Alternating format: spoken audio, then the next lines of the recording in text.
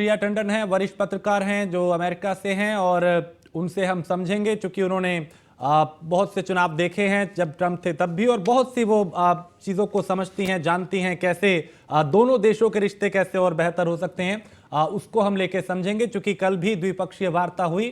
प्रिया जी, बहुत स्वागत है आपका न्यूज़1 इंडिया पे। और आपसे मैं समझना चाहूंगा कि ये G20 के जरिए संदेश तो एक जाएगा ही, लेकिन भारत और अमेरिका के जो रिश्ते पहले से और ज्यादा मजबूत हो रहे हैं। इस मुलाकात के जो द्विपक्षीय वार्ता हुई, क्या मायने समझे, और क्या G20 एक नया आयाम स्थापित करेगा दोनों देशों के बीच में रिश्तों को लेकर? राकेश जी, पहले बात तो बहुत बहुत धन्यवाद, आपने मुझे बुलाया।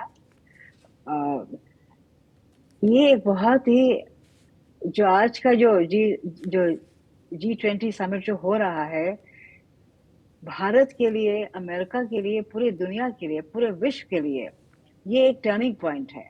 और क्योंकि बाइडेन खास तौर से भारत गए हैं इस चीज को लेके, तो आप विश्वास करिए कि ये भारत की एक तरीके से उड़ान शुरू हो गई है जिसे कोई नहीं रोक सकता।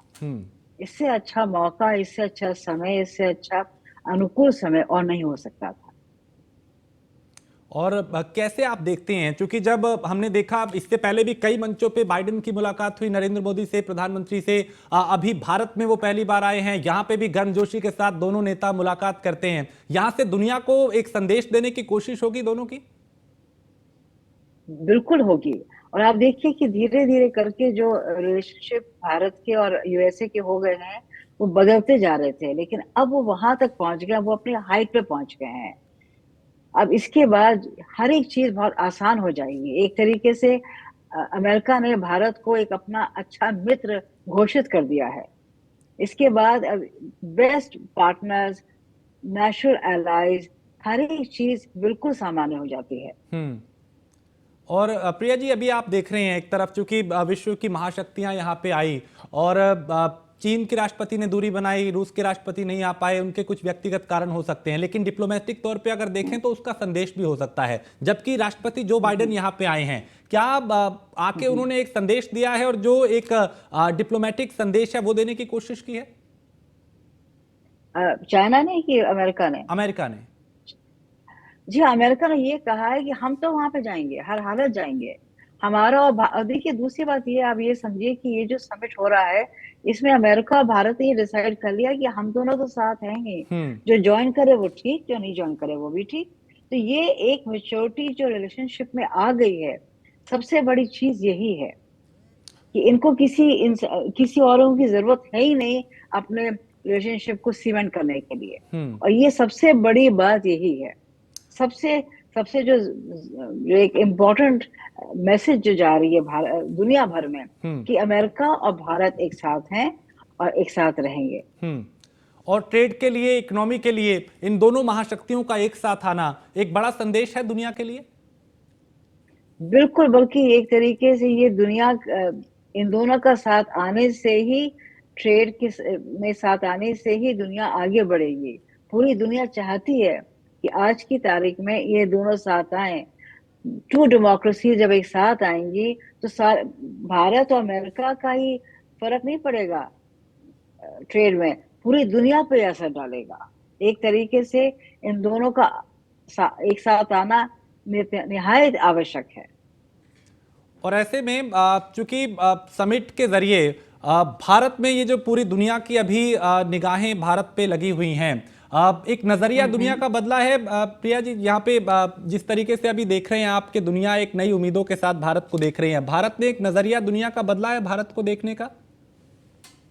बिल्कुल बदला है, बल्कि मैं तो ये कहूंगी कि जब जून में प्रधानमंत्री यहाँ आए थे अमेरिका में, उस समय से बदलना शुरू हो गया था। और उसका जो अब जो पहुंचे हैं बाइडेन जी, तो उस एक तरीके से उसका जो एक कल्टिवेशन हो चुका है कि यहाँ तक पहुंचने के बाद बिल्कुल ही अपने पीक, अपने हाइट और फ्रेंडशिप पे पहुंच गए हैं। ठीक है, हमारे साथ ये नीरज वो श्रीवास्तव जी फ्रेंडशिप। भी। जी जी, आप बने रहिए। नीरज श्रीवास्तव जी भी, पूर्व राजदूत, हमारे साथ जुड़े हैं। नीरज जी, भारत के लिए G20 कितना अहम है, कैसे देखते हैं आप इस शिखर सम्मेलन को जहां दुनिया की महाशक्तियां एकजुट हो रही हैं?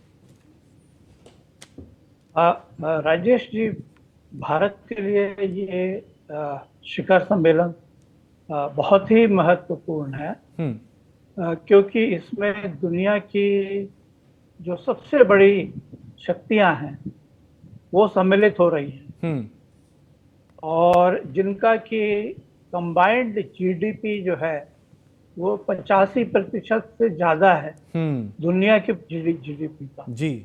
तो यहाँ पर जो बातचीत होती है, यहाँ पर जो मुद्दे उठाए जाते हैं और यहाँ पर जो डिसीजंस लिए जाते हैं, उनका जो है इम्पैक्ट या उनका असर पूरी दुनिया की इकोनॉमी पर, पूरी दुनिया की पॉलिटिक्स पर जो है वो अपनी छाप छोड़ जाएगा। तो ये वैश्विक सम्मेलन है, वैश्विक, और वो भी शिखर सम्मेलन है। आप बहुत दिनों बाद भारत में ऐसा कुछ हो रहा है कि मैं एक्चुअली भारत में इस तरह का ये पहली बार हो रहा है जी। क्योंकि अगर आप, मैं इससे नहीं गिनता कि कितने देश इसमें आ रहे हैं, मैं इससे गिनता हूं कि इन देशों की जो कंबाइंड जीडीपी है वो पूरे विश्व की जीडीपी का कितना प्रतिशत है, इससे मैं जज करता हूं। और इसको अगर आप मापदंड लेकर चलें तो भारत में अभी तक इस तरह का सम्मेलन हुआ ही नहीं है, पहली बार हो रहा है। क्योंकि नॉन अलाइंड मूवमेंट के जो सम्मेलन होते थे या कॉमनवेल्थ के सम्मेलन जो होते थे जी, उनका कंबाइंड जीडीपी बहुत कम था इससे। और दुनिया में जो चीज मैटर करती है वो मैटर करती है जीडीपी। आपकी इकोनॉमी कितनी बड़ी है, ये चीज मैटर करती है। तो उस नजरिए से अगर आप इसको देखें तो ये सबसे महत्वपूर्ण शिखर सम्मेलन अभी तक भारत में हुआ है। हाँ। और ये भारत के लिए एक बहुत अच्छी अपॉर्चुनिटी है कि वो अपने मुद्दे जो जरूरी हैं, जिनको वो जरूर समझता है, और डेवलपिंग वर्ल्ड के जो मुद्दे हैं वो उनको जरूर समझता है, और वैश्विक मुद्दे हैं जैसे कि क्लाइमेट चेंज है या एनर्जी है, उनको भी आगे रखे। ये इस शिखर सम्मेलन का सही महत्व ये है। और नीरज जी, क्या भारत ग्लोबल लीडर बनने की क्षमता की ओर तेजी से आगे बढ़ रहा है? क्योंकि जिस तरह की कामयाबियां अभी भारत हासिल कर रहा है और ये एक बड़ा शिखर सम्मेलन आयोजित यहां भारत में हो रहा है, क्या विश्व लीडर बनने की ओर भारत तेजी से बढ़ता हुआ दिखाई दे रहा है? देखिए, भारत विश्व लीडर होने की ओर बढ़ रहा है। अब कितनी तेजी से बढ़ रहा है इसका तो देखना पड़ेगा कि हमारी इकोनॉमी जो है किस रेट से बढ़ रही है। अगर ये इकोनॉमी हमारी काफी तेज रेट से बढ़ेगी जी, तो भारत अभी 5वीं सबसे बड़ी इकोनॉमी है। मोदी जी ने कहा है कि 2027 तक तीसरी सबसे बड़ी हो जाएगी। तो आज से 2027 में सिर्फ 5 साल का फर्क है जी। और नहीं, 5 साल का नहीं है, कम का रह गया, 4 साल का फर्क है। तो 4 साल में अगर भारत तीसरी सबसे बड़ी इकोनॉमी बन जाता है तब तो हम कहेंगे कि हाँ, ये भारत तेजी से आगे बढ़ रहा है। और उससे अगर कम बढ़ती है इकोनॉमी जी, तब वो फिर तेजी नहीं कही जाएगी। तो सब कुछ जो है ये डिपेंड करता है किस रेट से आपकी इकोनॉमी बढ़ रही है जी। अच्छा, दूसरी चीज मैटर जो ये करती है भारत के लिए सबसे बड़ी, वो ये मैटर करती है कि किस रेट पर आप अपनी गरीबी हटा रहे हैं।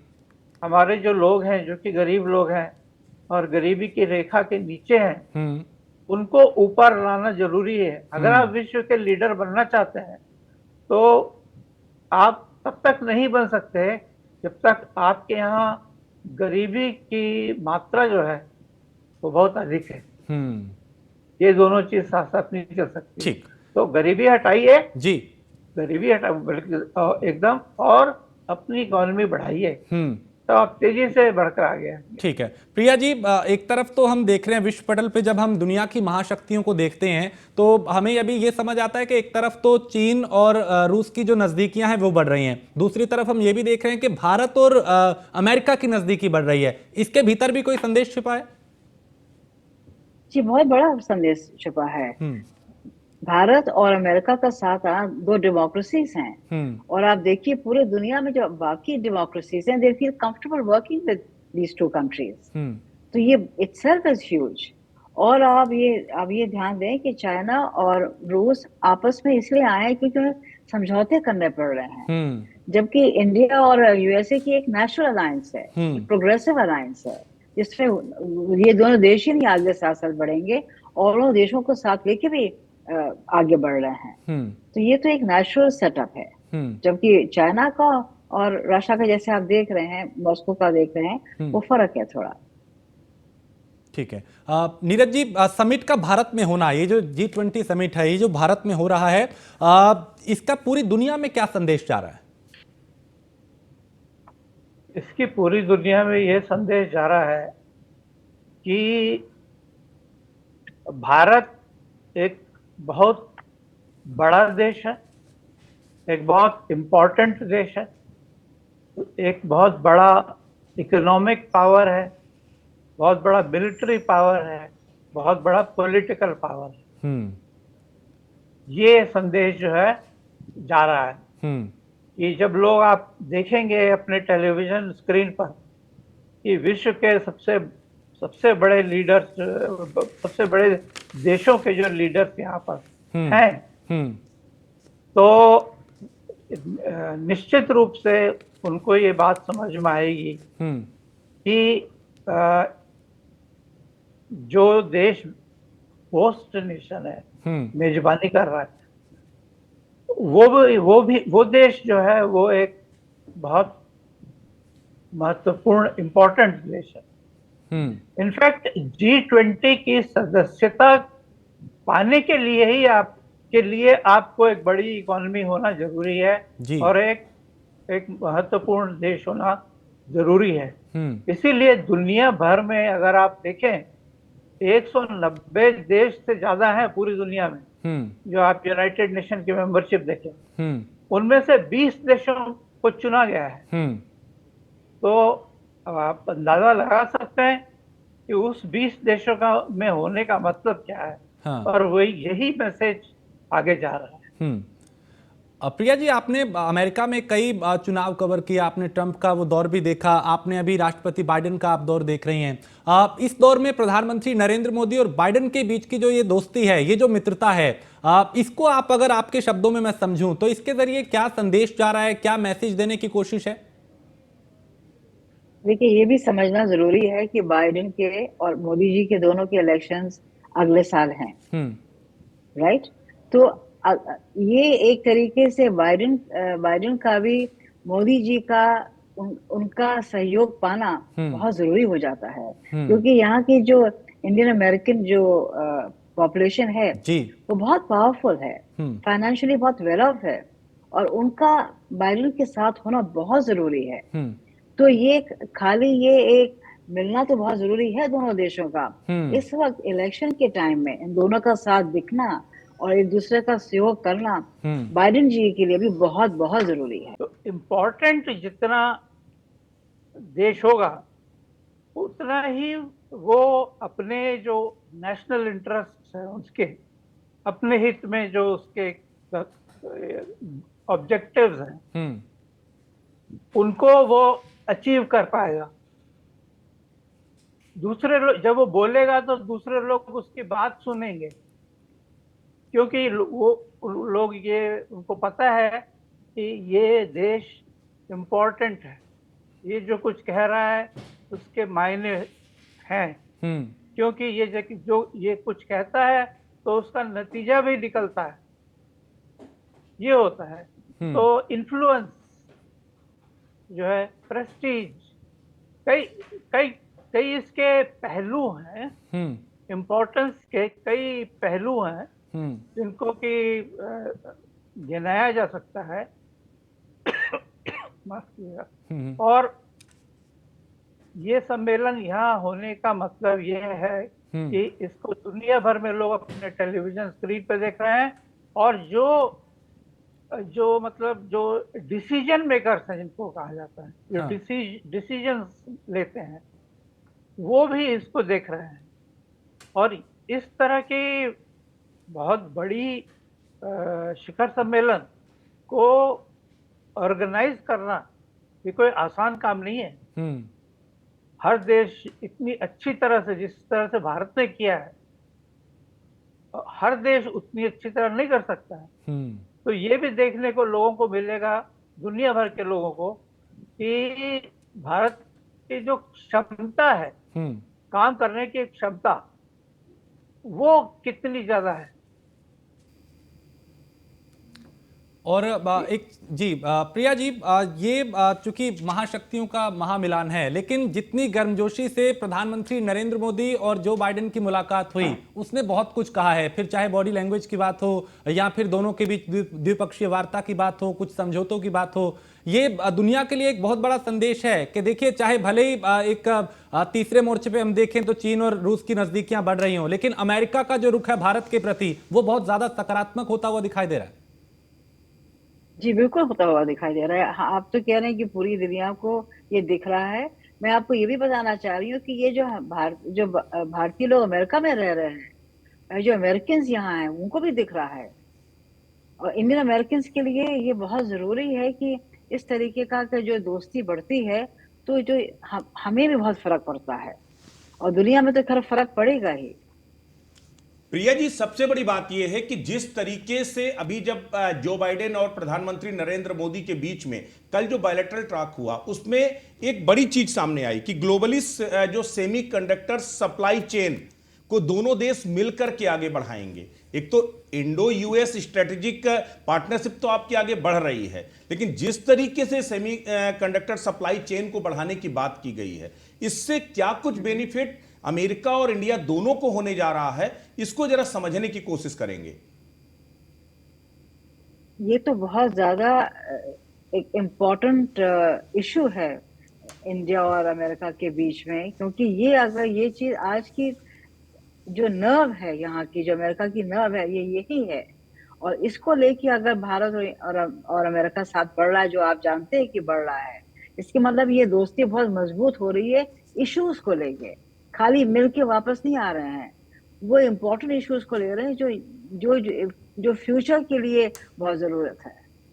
प्रिया जी, सबसे बड़ी बात यह है कि अभी जब जो बाइडेन के हिंदुस्तान पहुंचने से पहले ही हिंदुस्तान ने ट्रेड को लेकर के रिलैक्सेशन दिए हैं, खास करके इंपोर्ट ड्यूटी को, जो है जो ट्रेड जो एक्सपोर्ट होता है हमारा, उसको लेकर के कहीं ना कहीं उन्होंने इंपोर्ट ड्यूटी पर जो है रिड्यूस किया है, खासकर अमेरिका के साथ ट्रेड को लेकर। अमेरिका ने भी कुछ रिलैक्सेशन दिए हैं, जबकि 2019 के बाद जो है उस पर कई प्रतिबंध लगाए गए थे, कई इंपोर्ट ड्यूटी अमेरिका की तरफ से भी बढ़ाई गई थी। तो ये सारी चीजें क्या दिखाती हैं? हमारी एक दूसरे के साथ बढ़ती हुई बॉन्डिंग और भारत और अमेरिका के बीच में जो ट्रेड है, वो कितना ब्रिज करने का काम कर रहा है इंडो यूएस फ्रेंडशिप को। बहुत ज्यादा। और ये चीज दर्शा रही है कि देखिए, अमेरिका को भारत की कितनी जरूरत है।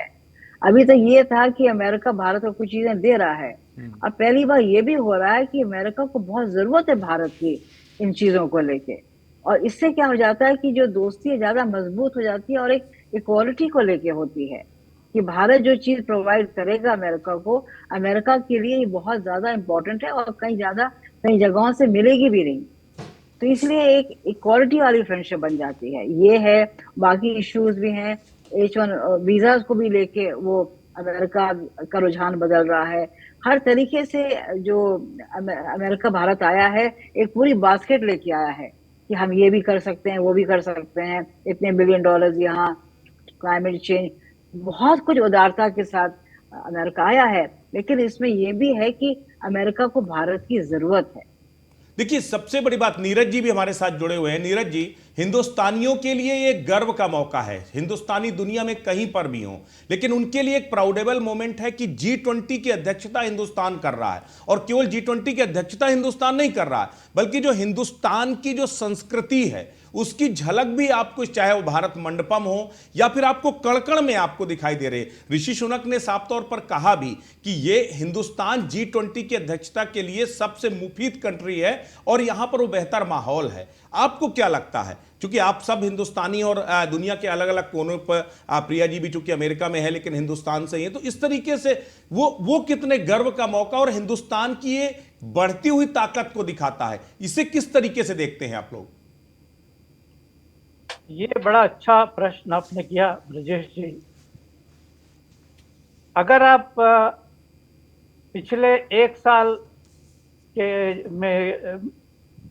पीरियड में जाके देखें कि जो G20 की प्रेपरेटरी मीटिंग्स हुई हैं, जहां पर कि एक्चुअल जो इश्यूज हैं वो डिस्कस करते हैं और अपने एक कॉमन पोजीशन पर पहुंचते हैं, वो भारत में जो है ऑर्गेनाइज हुई है। सिर्फ दिल्ली में नहीं हुई, वो हमारे 60 शहरों में हुई है भारत में। बिल्कुल। और मेरा ये मानना है, आप चेक कर भी देख लीजिए कि किसी अभी तक जितनी G20 की मीटिंग हुई है, अब ये ऑर्गेनाइजेशन 20 साल से ज्यादा पुराना हो चुका है जी, किसी भी देश में इतने डिफरेंट वेन्यूज अलग अलग शहरों में नहीं हुई है, यहाँ पर हुई। और उसका जो एक असर है वो जो प्रतिनिधि बाहर से आए हैं उनके ऊपर जरूर पड़ेगा, क्योंकि वो भारत की विविधता भी देखेंगे और वो भारत की एकता भी देखेंगे। दोनों चीज है इस देश में कि विविधता के माने में भी पूरी दुनिया में इतना कोई विविधता वाला देश। नीरज जी, अभी बहुत सारे राष्ट्राध्यक्षों की फर्स्ट लेडी, वो कोई आगरा जा रही हैं, तो कोई हैदराबाद जा रही हैं, तो कोई दिल्ली में कुतुब मीनार देखने को जा रही हैं। तो इस तरीके से देखा जाए तो भारत के अलग अलग संस्कृतियों के अलग अलग जो हिस्टोरिकल मोमेंट्स हैं उनको भी दीदार कर रही हैं। तो ये भारत के लिहाज से, अगर आप इसको थोड़ा व्यवसायिक नजरिए से देखिए कि अगर मान लीजिए कनाडा से कोई जो है राष्ट्राध्यक्ष वो अगर आगरा जा रहा है, अगर कोई काशी जा रहा है, अगर कोई बेंगलोर जा रहा है, तो क्या हमारा जो टूरिज्म मिनिस्ट्री, जिसको हम लोग लंबे समय से जो है कोशिश कर रहे थे कि उसको वर्ल्ड वाइड उसको एक्सपेंड किया जाए, तो क्या वो हमारे लिए एक माइलस्टोन साबित नहीं होने जा रही? बिल्कुल माइलस्टोन साबित होगी, क्योंकि भारत में टूरिज्म बढ़ेगा। यहाँ जो लोग आए थे, यहाँ की मीटिंग्स में जो लोग अटेंड करने आए थे, उन लोगों ने वापस जाके अपने जो अनुभव, अपने जो उनके एक्सपीरियंस हुए हैं भारत में, उनको कितनी अच्छी तरह से और कितनी गर्मजोशी से उनको रिसीव किया गया है यहाँ पर। भारत के जो खाना है, भारतीय फूड जिसको कहा जाता है, इस वक्त ग्लोबली दुनिया की मेजर क्विजीन्स में भारतीय फूड है। तो और भारत का जो इतिहास है। अच्छा प्रिया जी एक अहम सवाल है, चूंकि आप यूएस में रहती हैं, आप चूंकि लंबे समय से आप सीनियर जर्नलिस्ट हैं, बहुत लंबे समय से आपने वो तमाम फॉरेन डिप्लोमेसी देखी है यूएस की जो है। हाल के समय में जो हिंदुस्तान में एक इस तरीके से दिखाया जा है कि यूएस अब भारत को लेकर के बहुत पॉजिटिवली इन्फ्लुएंस कर रहा है, आपको क्या लगता है लास्ट अगर आप डिकेड में देखें तो क्या वाकई में यूएस की टेंडेंसी में कुछ बदलाव आया है, यूएस के अप्रोच में इंडिया को लेकर कुछ बदलाव आया है? आप किस तरीके से देखते हैं वहां का, अगर पॉलिटिकल पावर कॉरिडोर में देखें तो क्या कुछ चेंजेज आपको समझ में आते हैं? इतना ज्यादा बदलाव आया है कि आप सोच भी नहीं सकते हैं। हर एक सेगमेंट में बदलाव आया है। और मैं ये कहना चाहूंगी कि पहली बार बदलाव का रीजन भी ये है कि पहली बार इंडिया अपने आप को लेके कॉन्फिडेंट है, अपने कल्चर को लेके कॉन्फिडेंट है, अपने रिलीजन को लेके कॉन्फिडेंट है। खुल के कह सकता है हम भारतीय हैं, ये हमारा देश है, कोई अपॉलॉजी करने की जरूरत नहीं है। तो इससे ये जो बदलाव आया है कि एक कॉन्फिडेंस मोदी जी ने जो पूरे भारतीयों को ऑल ओवर द वर्ल्ड दिया है, जितने भी डायस्पोरा हैं, उनको सबको लगता है कि ये भारत वो भारत है जिसको वो कह सकते हैं कि उसमें बहुत कुछ है। और ये कॉन्फिडेंस जब भारत शोकेस कर रहा है, तो अमेरिका के साथ साथ जो बाकी देश भी हैं, वो एकदम उठ के खड़े होके बैठ गए हैं। माने वो देख रहे हैं कि ये क्या है, ये हुआ क्या। ये सबके समझ में ये नहीं आ रहा है कि इतने कम सालों में इतना ज्यादा जो लीप हुआ है, ये जंप हुआ है, ये हुआ कैसे। यहाँ डिस्कशन यही होता है कि 10 साल पहले जो भारत था और जो परसेप्शन था कि वहां पे जाओ तो कटोरा लेके खड़ा है, या कटोरा ना भी ले, माने एक परसेप्शन भारत का बहुत फर्क था। अब जो भारत है वो अपने feels comfortable in own skin जिसे कहते हैं, अब सबसे उसे बड़ी बात शर्म नहीं यह है है ये कहने प्रिया में। जी, सबसे बड़ी बात यह, जी हमारे जी पड़ोसी मुल्क हैं दो, एक पाकिस्तान है, एक चाइना जी है। चाइना के जी प्रीमियर जी हमारे जी साथ इस वक्त G20 में मौजूद है, लेकिन सी जिनपिंग यहां पर जी नहीं आए। भारत और जी अमेरिका के बीच में जिस तरह की बॉन्डिंग है, रसिया ने भी किनारा कर लिया, उनकी अपनी प्रॉब्लम्स हैं, लेकिन भारत और अमेरिका के बीच की बढ़ती हुई दोस्ती इस समय सी जिनपिंग को हम्म। किस तरीके से जो है खटक रही होगी, इसको थोड़ा सा समझना चाहेंगे। बहुत ज्यादा खटक रही होगी, बहुत ज्यादा, क्योंकि वो अपने आप को अमेरिका के बराबर पे मानते हैं। और उनको लग रहा है कि एकदम से ये भारत कहाँ से आ गया है। उनको इस बात का भय भी होगा, एंड आई थिंक आप समझा पाएंगे कि उनको ये लग रहा है कि भारत जो जगह लेता जा रहा है और जिस तेजी से आगे बढ़ रहा है, वो तो नंबर 3 तो होने को ही रखा है। चाइना को क्या, किसी देश को भी ये उम्मीद नहीं थी कि भारत एकदम से यहाँ आ जाए। लेकिन आप ये देखिए कि द बेस्ट ब्यूटी इज कि अब भारत को फर्क नहीं पड़ता है कि कौन आया और कौन नहीं आया इस समिट में। इतना फर्क नहीं पड़ता है कि अगर वो नहीं आए हैं तो कुछ भारत के लिए कुछ ये सोचने की बात नहीं है कि अरे वो लोग नहीं आ पाए तो क्या होगा, कुछ नहीं है। भारत बहुत कॉन्फिडेंट है, और यही यही मैसेज दुनिया को जा रही है ठीक। कि दिस इज इट, जी। This is the India's moment. हाँ नीरज जी, पिछले कुछ वक्त में पूरी दुनिया की जो नज़रें हैं भारत पे, इसमें भी आकर्षित हुई भारत की तरफ, क्योंकि हमने कई कामयाबियां स्थापित की, चाहे चंद्रयान 3 हो, चाहे आदित्य L1 हो, और अभी G20 के जरिए। क्या इससे भारत के प्रति दुनिया का नजरिया जो है वो धीरे धीरे बदल रहा है? भारत को अब नई उम्मीदों के साथ दुनिया देख रही है? मैं तो ये कहूंगा कि धीरे धीरे नहीं, वो काफी तेजी से बदल रहा है। क्योंकि ये जो चंद्रयान हमारा जो जी गया है, उतरा है चंद्रमा पर, तो आप अगर अपनी नजर घुमा कर देखें तो एक दो देश और हैं, उन्होंने भी भेजा है चंद्रयान चंद्रमा के ऊपर जी।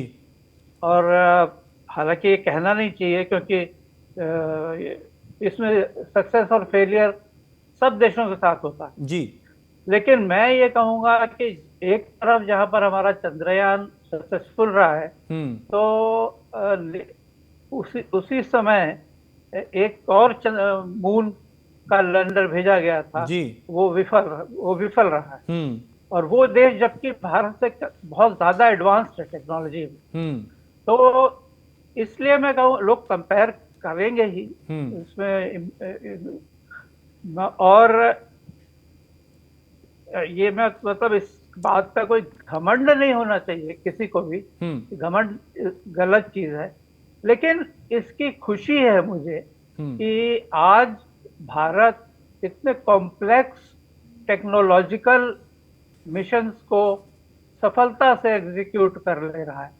अच्छा, अब मैं तो एक कदम और आगे जाऊंगा कि चंद्रयान के बाद जो हमारा जो छोड़ा गया है सन को स्टडी करने के लिए, हाँ, L1, आदित्य L1, तो हाँ आदित्य L1, तो ये जो है ये तो और भी बड़ी जंप है, क्योंकि चंद्रमा के पास पहुंचना तो फिर भी आसान है, सूर्य के पास पहुंचना आसान नहीं है।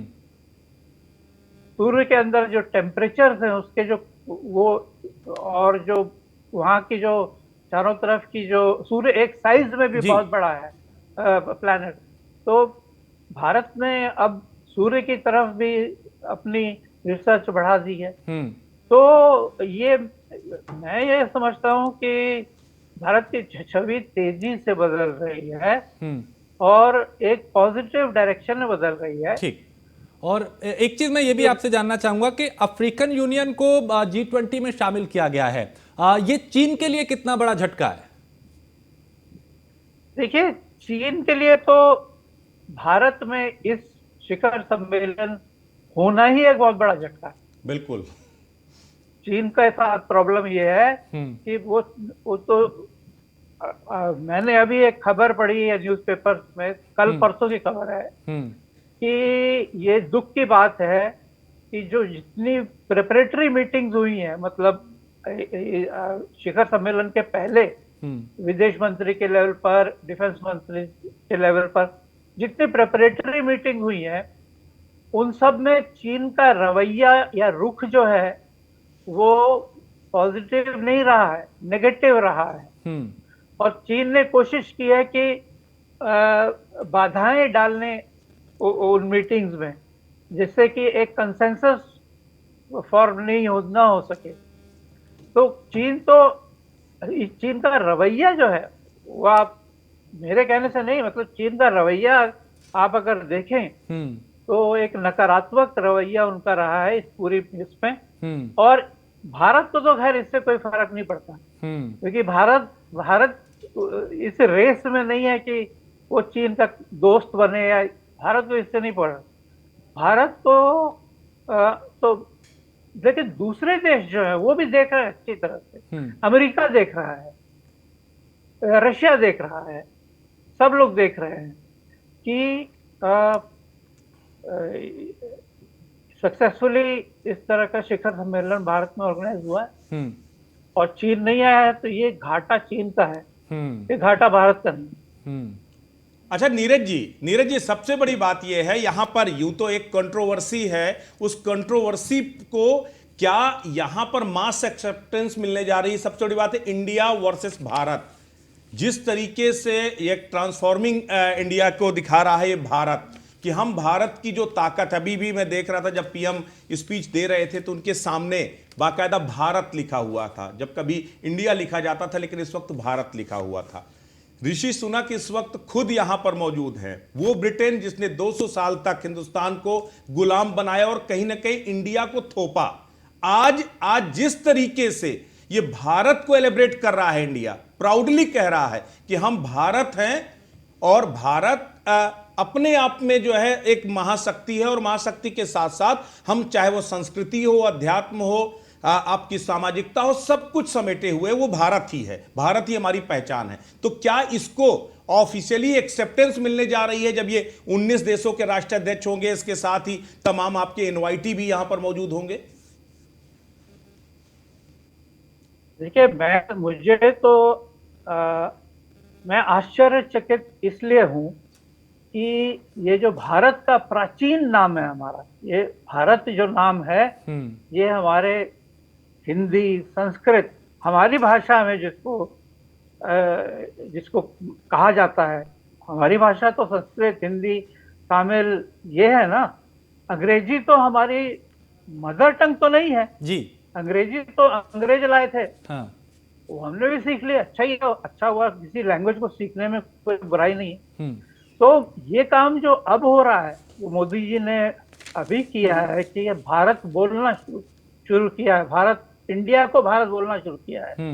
मुझे इस बात का अचंभा है कि पहले किसी ने क्यों नहीं सोचा इस बात, क्योंकि भारत को रिकॉग्निशन मिलना चाहिए दुनिया में, दुनिया के लोगों को जानना चाहिए कि इस देश का जो ओरिजिनल नाम है, मतलब अपनी भाषा में जो इसका मदर टंग में जो नाम है जी, वो इंडिया नहीं है, वो भारत है। हाँ। क्योंकि वो आता है, मतलब इंडिया, इंडस रिवर, इंडस जो रिवर है उससे इंडिया बना। अच्छा प्रिया जी, अब क्या आप गर्व से कहेंगे कि आई एम फ्रॉम भारत?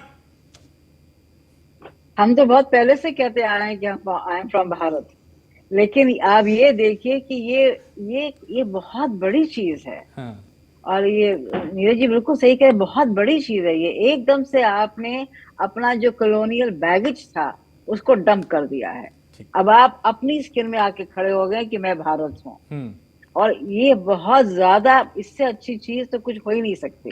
ठीक है, हम चलिए। लोग सब हाँ, भारत को यूज कर रहे हैं और जी। भारत तो कहते ही आए हैं। हाँ, तो बिल्कुल, मेरी ठीक। माँ का ही नाम भारती है तो चलिए, बहुत शुक्रिया प्रिया जी आपका भी, और नीरज जी आपका भी बहुत शुक्रिया। आपने बारीकी से समझाया कि इसके मायने क्या है, मतलब क्या है, और कैसे अमेरिका और भारत के संबंध जो हैं वो और मजबूत होंगे। अब आपको ये 6 तस्वीरें दिखाते हैं, और ये 6 तस्वीरें बता रहे हैं कि कैसे दुनिया की जो महाशक्तियां हैं उनका ये महासम्मेलन जो है उसमें दिग्गज पहुंच चुके हैं। पहली तस्वीर प्रधानमंत्री नरेंद्र मोदी जब भारत मंडपम पहुंचे, और दूसरी तस्वीर में अमेरिका के राष्ट्रपति जो बाइडेन, उनके बाद ब्रिटेन के प्रधानमंत्री ऋषि सुनक, जिनका प्रधानमंत्री ने गर्मजोशी से स्वागत किया।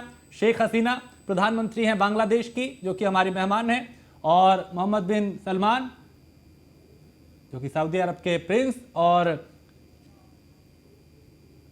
जापान के प्रधानमंत्री का भी यहां पे स्वागत किया गया। ये 6 तस्वीरें, 6 अलग अलग राष्ट्र प्रमुखों का गर्मजोशी से स्वागत यहां पे किया गया। और आगे भी G20 से जुड़ी हुई तमाम तस्वीरें न्यूज़ वन इंडिया अपने दर्शकों तक पहुंचाएगा, और इसी तरह की कई और तस्वीरें भी आई हैं। तो यहां पे पल पल की जानकारी G20 से जुड़ी हुई, चूंकि ये एक महासम्मेलन है और पूरी दुनिया की निगाहें इस वक्त भारत पे है। एक एक तस्वीर आपको दिखाएंगे, इसकी पल पल की जानकारी।